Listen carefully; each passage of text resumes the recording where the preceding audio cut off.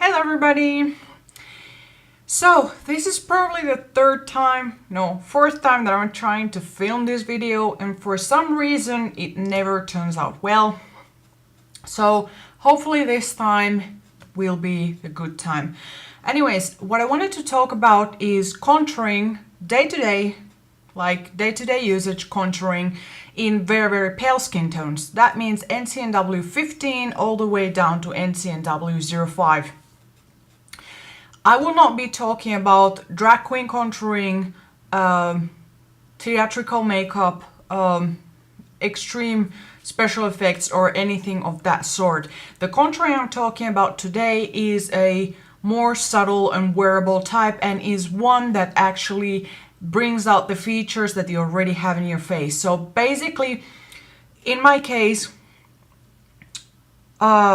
I'm gonna give you an example of a type of contouring that I would not consider wearable on the daytime, or wearable if I want to go outside on the lights or whatever, and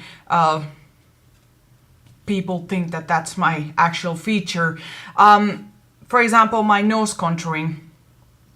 I have a sort of triangular shaped nose where the top is closer to the face than the bottom part, and that means that when it's at the top it's sort of flat and then it flares out. In addition to that, I also have a wide nose, so that means that every time I'm trying to contour and make it look let's say straighter in a way, it looks like I have two lines placed straight across. Now in a picture it might look okay, but when you're like turning your face and interacting with people, it looks like you have two lines there that actually they're just like dirty, like if you made a mistake. The point is because you don't actually have the dimension present. Like if you're trying to contour something that doesn't have already the structure or the dimension, it will look like just color placed there, unless you do a very elaborate like drag queen makeup, but that's a whole complete different story, and nobody actually tries to pass out as natural if they are doing that kind of makeup. Anyways, this type of contouring is just to make you feel good or to just enhance already what you have. So for example, in me, I don't do nose contouring on myself. There are other people that have done nose contouring and it looks beautiful, but on myself, nose contouring just doesn't work. On the other hand, I enjoy cheekbone contouring, jawline contouring, and as well as the forehead. So let me go ahead and start talking about the main brush, because that's what's going to make the biggest difference along with the brush. Well, first thing, the base, the shade selection, and the brush, all of those have to work together.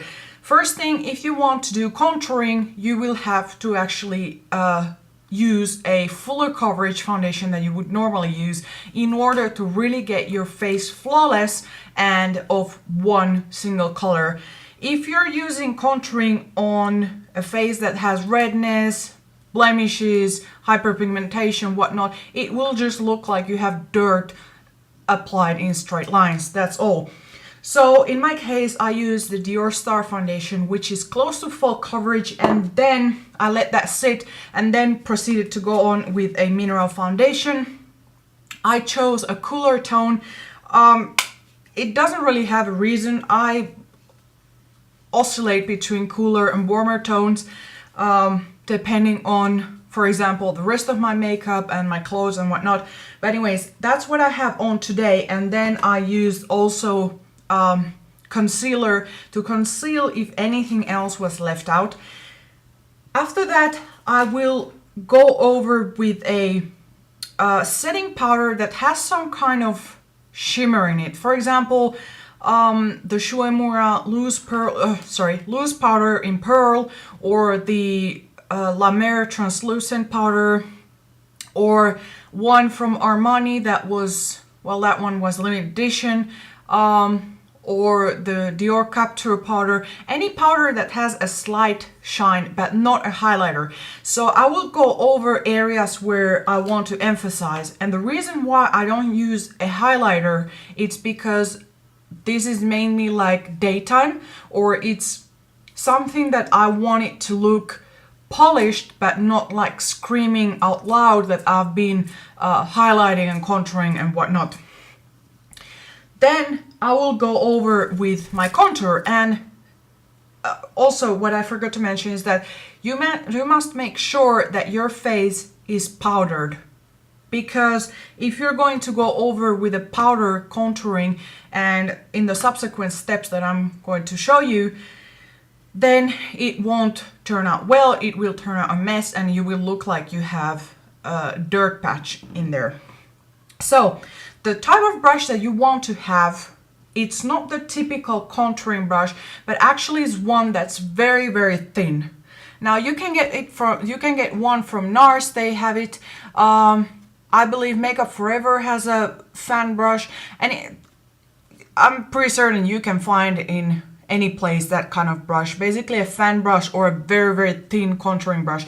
This one I got it just from a highlighter from Vanilla & Co. Nothing, it's a very cheap brush, but after trying for long periods of time with the regular contouring brush, I found out that this type of brush gives the best results, especially if you're very pale, because if you're using a traditional contouring brush, or even worse, a blush brush, in order to apply the contour, it will look like you're actually having a bronzer, because you're so pale that when you're placing such dark colors on your skin, it will just darken up the area so much that it looks like it's a bronzer or a dark blush. Anyways, then you would proceed into taking the color that you want to apply. Usually I would recommend 6 shades darker. I mean, I know that sounds a lot. You might want to try with 2 or 3 shades and then build it up as you feel confident, or if you just want to, if you're NC10 and you want to just use NC20 to contour, that's perfectly fine, but I don't really personally like the results with that kind of contouring, because it looks more like it's dirty. So I would go with a way, way darker color. Now, when you have a little bit on your brush, what you want to do, I will give you an example, for my face. Now, you want to analyze your face and determine where you actually have a structure that will allow to have a natural contouring. So, for example, in me, I have cheekbones that really stand out, so I know that over here I actually have a crease and a natural shadow, but I would like it to be more emphasized, because since I'm having very, very short hair, my face is the first thing that stands out. So for me, very defined cheekbones is something that I like.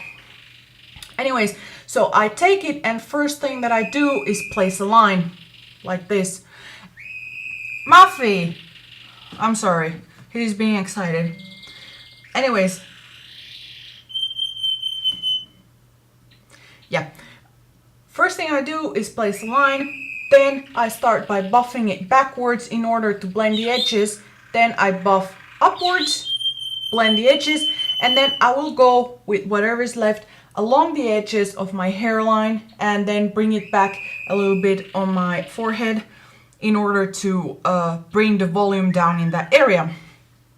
But the main point here are my cheekbones. So basically what I'm doing is trying to blend the shade of the contouring with my skin in order for it to look natural. So basically, if you would have just a straight line across here with something that's so dark, it would look like you have just a straight line. But if you're blending it like so, then you're actually going from whatever NW, let's say 25, you're slowly, gradually going to NW10.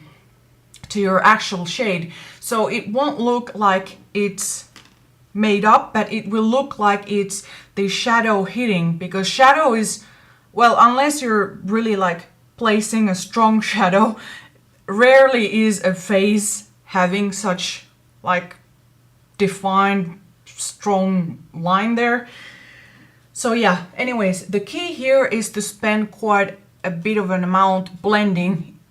But the good thing with this brush is that you can get it so precisely where you want it, and then you can fan it out so beautifully that it makes the process much quicker. And also you don't have any excess product, so you don't actually end up with a contour that's this thick, which is pretty much impossible to fix. You get it just slightly where the crease is, because the crease is never like this thick. It's like this at most, like where the real dimple is that you want to bring out. Anyways, after that I will go over with the same brush that had that mild highlighting powder, and I would blend out the edges even further.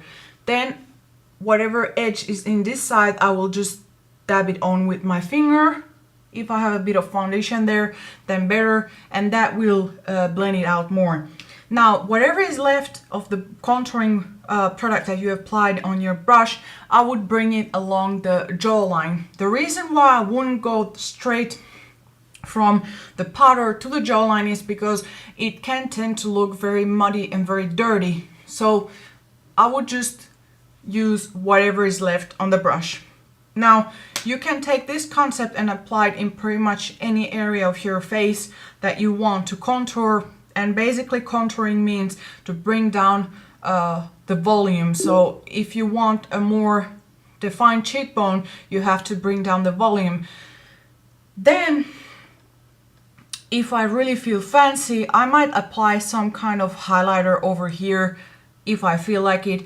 But the thing that will bring out the look together, at least in my case, is when I'm taking the blush, I would actually apply it up here and then blend it with whatever product is that I've brought upwards from the contour, and blend them together so that they look like they are seamless, and like the blush actually is sort of like coming out from my skin and not like a direct product placement there. Now, the contour that I'm having, I understand that it might be too much for some people. Well, it actually looks darker on the camera than it actually is in person.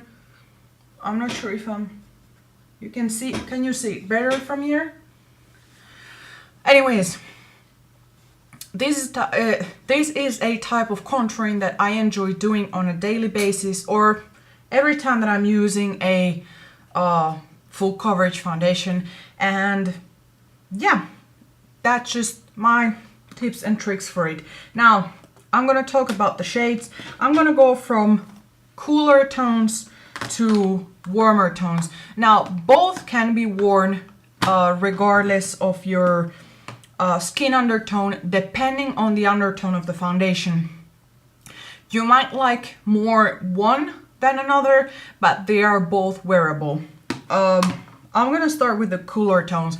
The coolest that I actually have, I think, no, maybe I have one that's cool, even cooler, but that one is very dark, so I didn't want to bring it up here because probably you're not interested in that. But this is the Kevyn Aucoin, the Celestial Bronzing Veil in Tropical Nights, and it actually is a cool bronzer. And this one actually goes from darker to lighter, so you can actually pick what degree you want your contour to be. This is normally a bronzer, but I enjoy it as a contour very, very much. The next one, which is the one I have today, is one by Armani. I don't remember exactly the shade, but if you go to an Armani corner or you go online, you can check their bronzers, and they will have one that is the coolest of all. And it looks like this. It has a mauve undertone, which is the reason why I got it, because normally bronzers tend to have a more oranges or brownish base, but this one is more of a pink mauve undertone, and that's the shade that I'm having today. The next one is Burberry Fresh Glow in Golden Radiance number 2. Despite the name, it doesn't translate in really gold. It translates more in a taupe earthy kind of color. It doesn't come out as orange once applied on the skin, at least not in a very pale skin. And yeah, I particularly like this one because it smells so good. It smells unbelievably good, and also it's very, very easy to blend. It feels almost like butter. And it's so easy to blend like butter. Like I don't know how to explain. Anyways, for those of you that actually want the cream bronzer, I would recommend the Hourglass Bronze Light, Illume Bronze Light. It's the cream powder bronzer duo. This is what it looks like. It actually is pretty warm. This is what it looks like. It's more of a terracotta color. It has a warmth to it. It's not cool at all, but it doesn't look bad if you take the time to blend it well. And this is trickier to use because it's a creme to powder, which means that you have very little time to actually blend it properly once it sets, because it's waterproof, so it will set and then yeah, you're done. But I would use that one on if you're not applying any type of powder on your face, because otherwise it might set even quicker. And the last one that I have to talk is the La Prairie Cellular Treatment Bronzing Powder. Sorry, this is what it looks like, and as you can tell, is very, very warm. This is very orangey, but it can look very beautiful if you blend it properly. It has a terracotta undertone. It's a strange mixture because terracotta has both orange and red undertones, so it's a strange effect of orange, like warmth, but at the same time it has a cool tone property to it. So yeah, those are my picks for contouring. My most used ones are, I'm gonna show you, is the Burberry and the Kevyn Aucoin. Those are the two that I tend to pick the most often when I want a contour. But if I want something a bit lighter, or I want to go a lighter hand, then I'll go with the Burberry one. And it doubles up very well as a beautiful bronzer if you're very pale. I think that's pretty much everything that I have to say. The main point is that you have to have a very clean base, powdered, and then thin brush, place your line, then start blending that line, and then go with a brush and just blend the edges. And if you want to go the extra mile, then you can use that kind of highlighting powder in certain areas.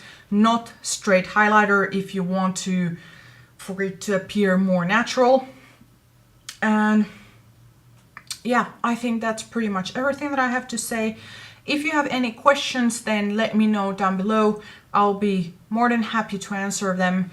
Probably I haven't addressed every possible concern in this video, but this is just meant to be an informative and sort of like sharing my tips and tricks for you guys. Many of you probably know many things that I'm talking about in this video, or you can just, you know, take one step and skip the others. This is just what I've found after many trials and errors, and after being so afraid of contouring, and now I'm totally in love with contouring. So yeah, anyways, yeah, so I hope you have a really wonderful week.